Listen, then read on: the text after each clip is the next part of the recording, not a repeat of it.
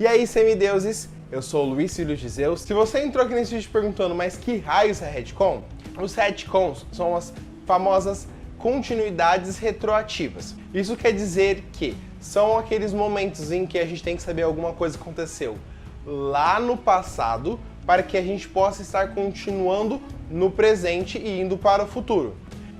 Pode se parecer um pouquinho com um plot twist, mas tem uma diferença crucial. No plot twist a gente tem uma mudança de roteiro, enquanto na retcon a gente tem alguma coisa que é revelado que aconteceu lá no passado para que a gente possa estar dando uma continuidade agora no presente. Se você ainda está um pouco confuso do que é o retcon, a gente vai estar, durante esse vídeo, com os exemplos, você vai estar entendendo melhor com o que é e como funciona os retcons. Para a gente poder fazer esse vídeo, a gente contou com uma grande ajuda lá da Percy J. Stam, lá no Twitter, que nos ajudou tanto a descobrir o termo para essa continuidade retroativa, tanto para a gente poder identificar dentro dos livros aonde elas estavam e quais foram as maiores continuidades retroativas de todo o Jordanverse. Lembrando que os retcons são considerados spoilers para as histórias. Então vale lembrar que nesse vídeo vai ter spoiler de Percy Jackson, os Olimpianos, os Heróis do Olimpo e até de Aprovações de Apolo. Então, já estamos deixando avisado aqui que vai ter spoilers desses retcons, sim. De primeiro, e para começar a falar dos retcons, vamos falar sobre os romanos que também participaram da Segunda Guerra Titã. Ficamos sabendo lá em O Herói Perdido que Jason Grace, na época em que ele era pretor do acampamento Júpiter, ele liderou os romanos contra o Palácio dos Titãs. Os gregos não sabiam dos romanos e os romanos não sabiam dos gregos. Ambos estavam lutando juntos, mas indiretamente, sem saber uma da existência do outro. Então, ao mesmo tempo que o Jason lutava lá no Monte Otris, acontecia a Batalha de Manhattan. Mas os deuses, logicamente, ocultaram tudo isso um do outro, tanto que o Titã que estava defendendo o palácio foi dito pelo deus Hermes para o Percy que quando o Cronos caiu, ele simplesmente saiu correndo e desapareceu.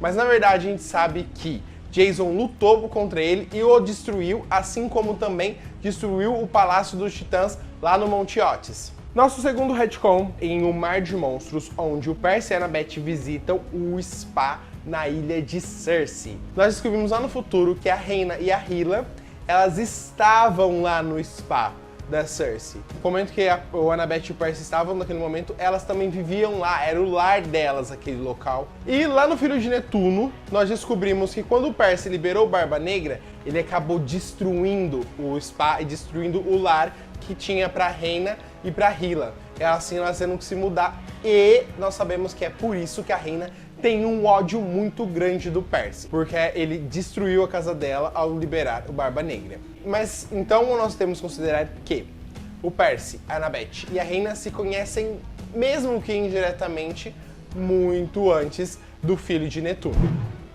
Bem, lá no Ladrão de Raios, quando as três furas invadem o ônibus onde estava a Annabeth, o Percy e o Groover, que estavam viajando para recuperar o Elmo das Trevas de Hades, a gente descobre que naquele ônibus o Ares estava lá. Isso mesmo, aquele bandido estava lá sim. Um dos mortais que presenciou a batalha do Ares e do Percy lá na praia deu uma entrevista logo após que essa batalha terminou.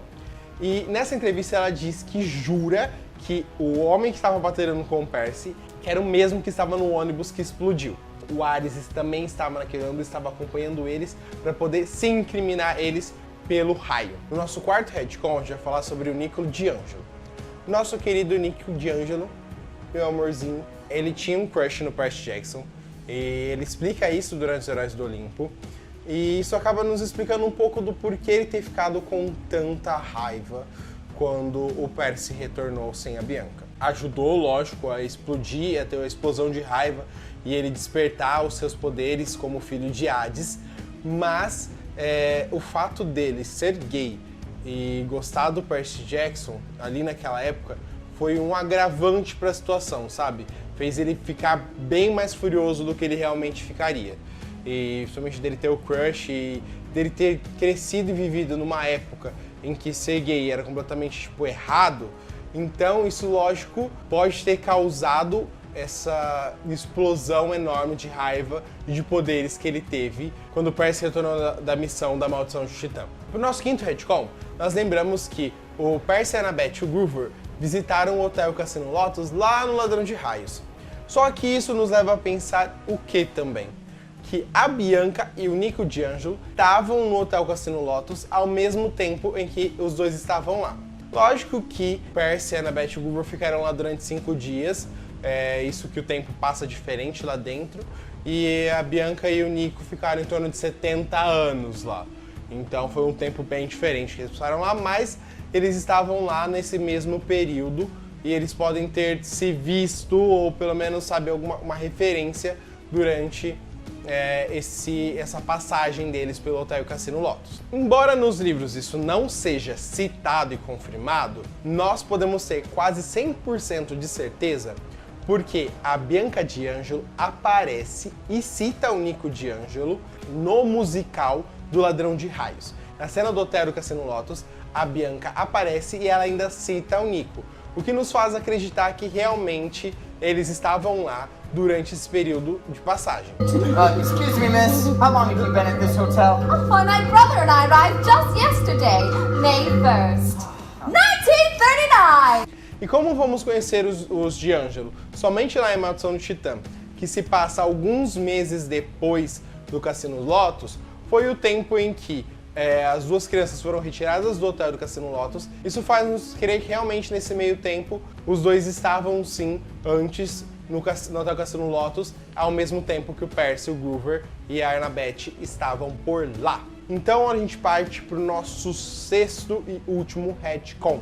E esse é o maiorzão de todos, um que, tipo assim, eu pelo menos não esperava. É sobre a Triunvirato S.A. Ela não está presente somente em As Provações de Apolo, não. Ela está presente desde Percy Jackson os Olimpianos. Eles passam por Os Heróis do Olimpo e também, logicamente, estão em As Provações de Apolo.